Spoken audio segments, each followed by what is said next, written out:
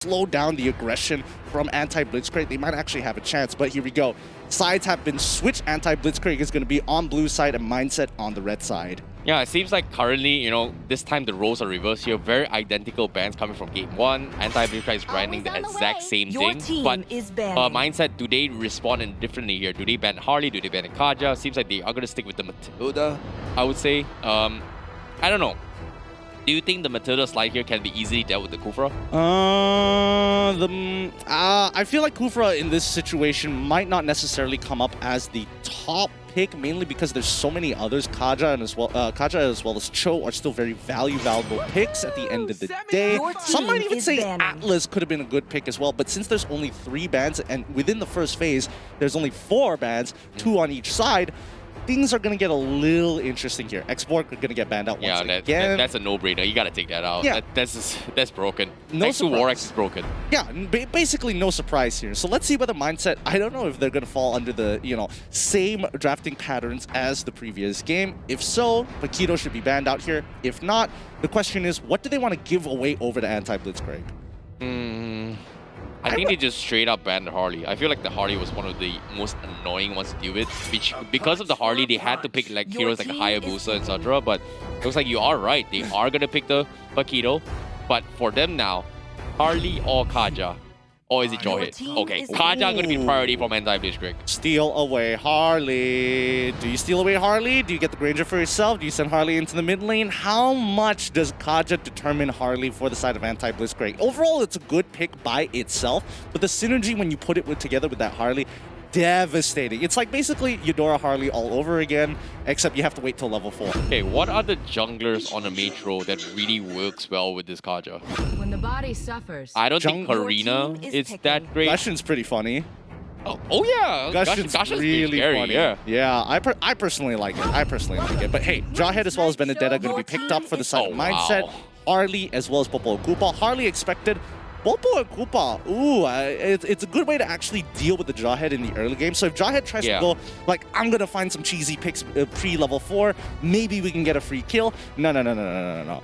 It's probably not going to happen. But I'm surprised how Linars was able to respond to the Popo and Koopa, because if you think about it here, every single time Linars was diving into the Jawhead, it wasn't really affected too much by the Popo surprise.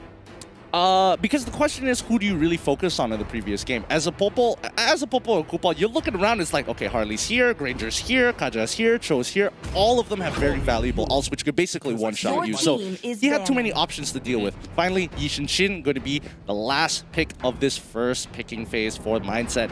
Let's go to the final bans here and see what they're thinking about. Because again, I don't see marksmans for the side of anti-Blitzkrieg. They've got the support system. Now, how do they fill up that fighter role? Do they want something that scales or something that rotates? Ling ban, wow.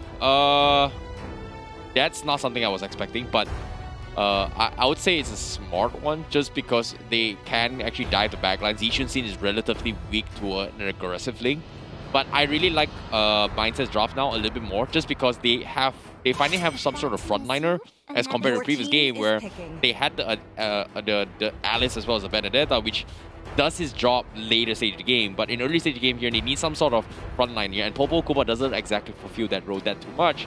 So now, having a Jawhead, it feels like they have more room to work with now in game number 2. I suppose. For all we know, they could, throw a complete curveball. They're like, you know what, we're going to go all physical damage. Give me a Kufra, give me a Yuzong. And like, I don't know. With these content creators, you don't know the agreements being done amongst players. We'll see. But that's the beauty of the creator games where they can actually whip out these cooler and, maybe unorthodox strategies. There we go. The Eudora being locked in for the side of Mindset. This is a little bit scary, though, because although Eudora has been nerfed, the fact is Popo and Koopa actually outranges Eudora, makes it a little bit of a hassle to get that poke in. Not just the poke as well. Does he still have enough damage? I think he does. Personally, I do think he does still have a good amount of damage. Not enough to one-shot you, but enough to actually make you feel threatened. I must say here, comfort picks coming from anti-Blitzkrieg with the Cho. I really liked the catch potential as well. We saw a lot of freestyle Cho coming in, and that was really nice to watch. But that's not all. Anti-Blitzkrieg basically have the exact same composition that they did in the previous game with a couple of one exception here. What? But here we go. We get that Saber from Mindset. Looks like they want to be able to one-shot, just absolutely demolish one guy.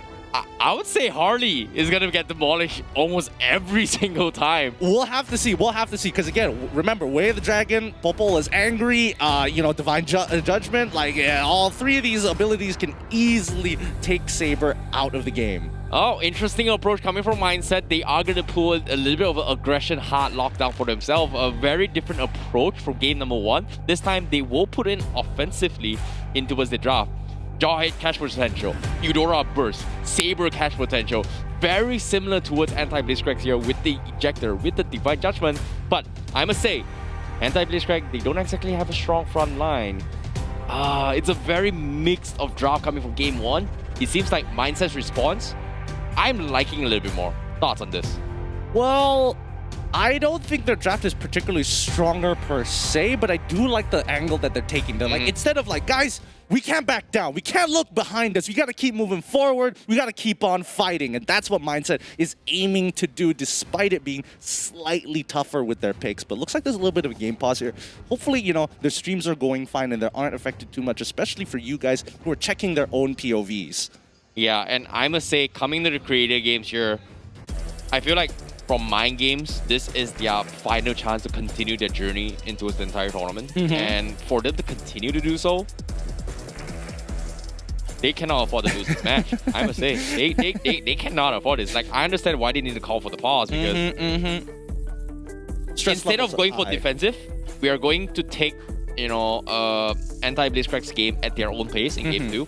Ideas there, they have a little bit of weak, but can they pull off the exact same play style that they were faced with in game number 1? Do you think it's going to be possible? Number 2 between anti-Blitzkrieg as well as Mindset. To start things off here, a pretty 50-50 thus far. Fit Gamer is going to be playing a very identical role with what Linus is trying to do, but unsuccessfully able to go in for that contest. So they are going to try and protect the rotations coming from Draven Gems. Yep, and now it looks like it's going to be a Saber versus Kaja matchup down on the bot side. This is actually really, really good because with Saber, you can actually use... oh, wait, hold on. Harley is in a lot of trouble here. The Flicker coming out from Fit Gamer, the Smart Missiles ensuring the kill. And if you were wondering whether Eudora still had damage, yes, she does. She can threaten you and she can poke. Yeah, that's a very, very good takedown here coming from Mindset, because that's what you need to slow down the Harley. And now another ejector comes in. Linus, he's going to take a taste of his own medicine.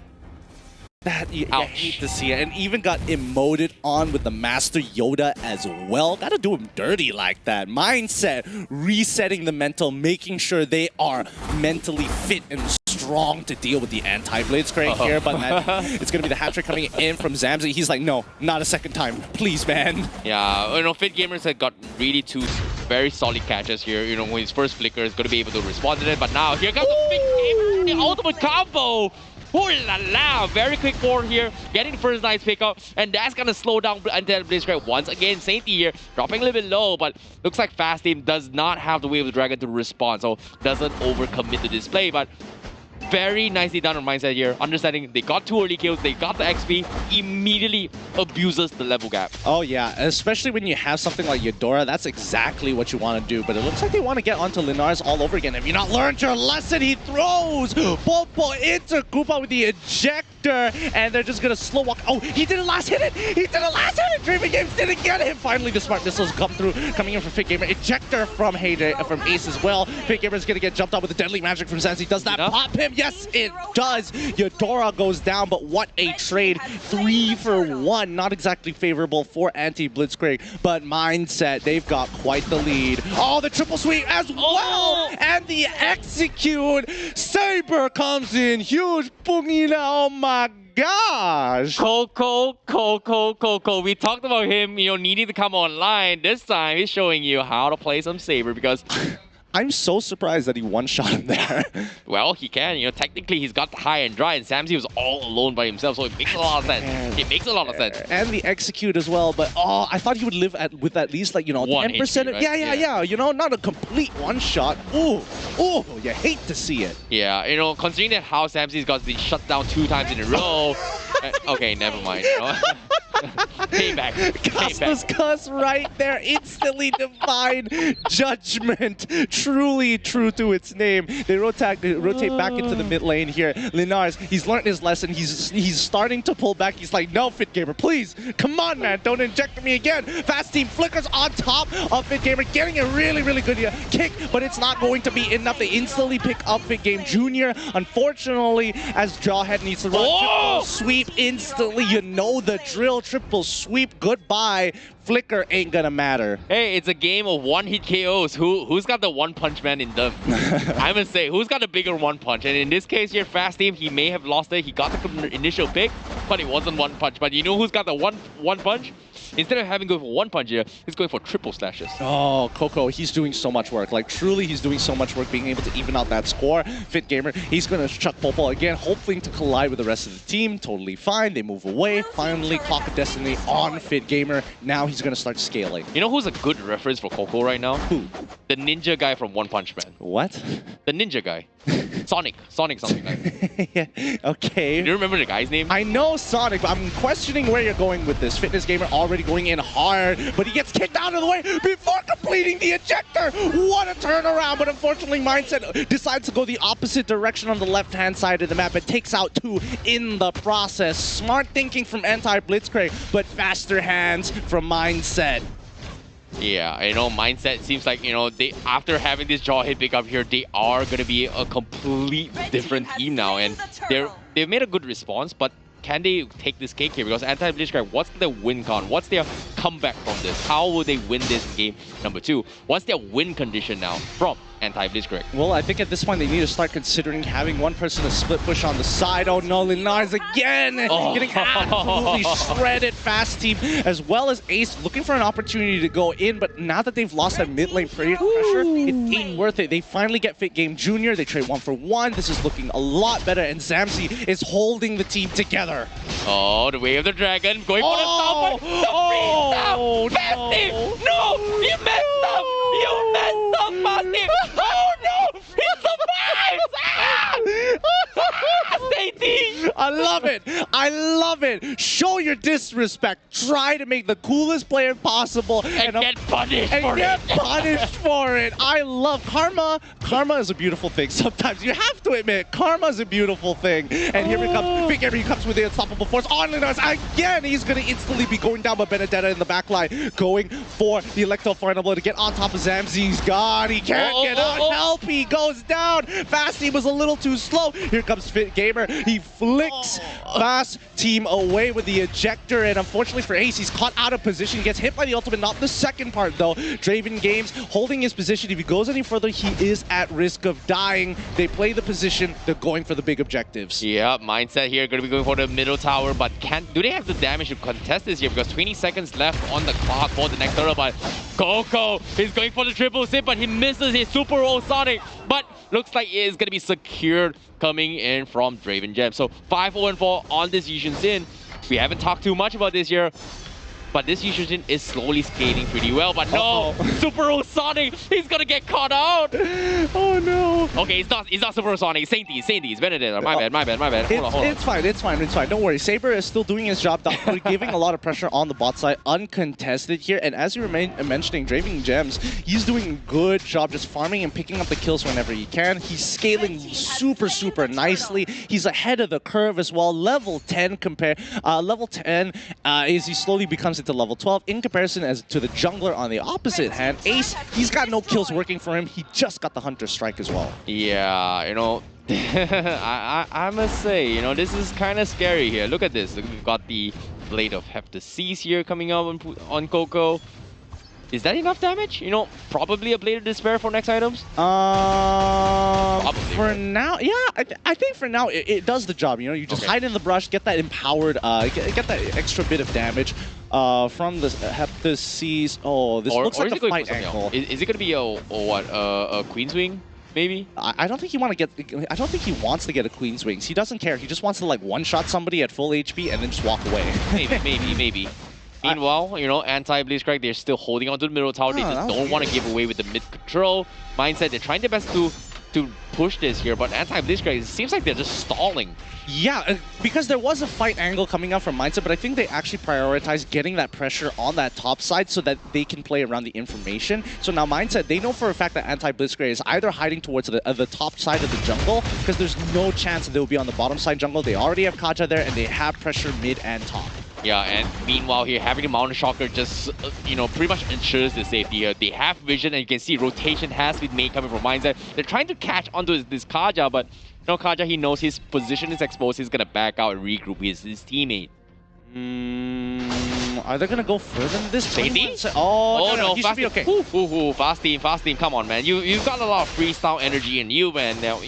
You can't miss that. You can't miss that. It's fine, because at the end of the day, it is a Benedetta. She's a little difficult to catch at the end of the day. Electro Final Blow is great. Eye for an Eye is really, really great. But Key, recently purchasing that Holy Crystal, he's going to deal some serious damage now. Not to mention Fit Gamer with the Lightning Truncheon. I was about to say Winter Truncheon, but it's actually Lightning Truncheon to get that extra bit of burst damage. So a lot of members for anti-Blitzkrieg need to be really careful when they're walking up to brushes, especially when it comes down to opening the map. Well, I must say anti-Blitzkrieg, they're doing a fantastic job here because they are not far behind. They got a really nice Divine Judgment, catches on Super Sonic, catches him slow, but Linars as well is going to potentially die towards the glowing water, but he survives. They catch Eudora. Mindset, they have to back out. Massive pickoffs coming from anti-Blitzkrieg. Meanwhile, double kill coming from Ace. They make the comeback and they will secure the Lord. Meanwhile, from behind, Sadie is going to be recalling from the brush. Looks like they are not going to go in for the check. They are going to focus for the Lord. Steal. Raven gets, is he going to get steal? He gets the steal! Raven gets, he survives! He drops them all low, but can he escape? You can see anti-Blitzkrieg. They want to chase. They want blood. But can they fight? The Greek comes in. So close, yet so far. But Sainty from behind will cut the backlines. And you can see the freestyle moments from Fasty. Cho, is he gonna survive? Yes, he will. But looks like Mindset with the steals. Oh my goodness, Draven Games could have gotten a triple kill there had he played that slightly, ever so slightly differently. He had the right idea, but he did it a little too fast. But that doesn't matter right now because Mindset continuing to control the tempo and pressure. Anti-Blitzkrieg really threw a skip in their step to make sure that they threw Mindset off guard. They decided to be the engagers first, the aggressors. They need to take down Coco really early on. But that Lord, it's not going to be as effective as you think it's going to be. Yeah, I must say, Keys Kaja has pretty much made things possible from side anti-Blitzkrieg. That should not have been possible for them to actually win that fight, but because of Key's patience with the Divine Judgment here, has caught out, and now Coco, getting poked pretty hard here. This is going to be Mindset's way of, you know, continue with their aggression. Meanwhile, it seems like anti-Blitzkrieg, they need to find another opening coming in from Key again. Oh boy, hopefully they find that opportunity. They're only 2K ahead, and anti-Blitzkrieg, they are catching up, and this is getting more and more scary because as we hit into the 2-item power spike, right, Mindset is like, yes, we are strong, but the question is who can find the better engage, who can even out the numbers very, very early on. Yeah, I definitely agree here because as of now, you know, I'm surprised anti-Blitzkrieg, they managed to actually defend against his Lord push, whereas Mindset, they had the upper hand. But, you know, to my surprise, Mindset, they are actually getting pushed back slowly here. The creep clears coming from anti-Blitzkrieg is surprisingly kind of strong. I mean, when you have, when you have Kaja building full magic damage, she's going to have some form of wave clear, especially with her passive and especially with the Ring of Order.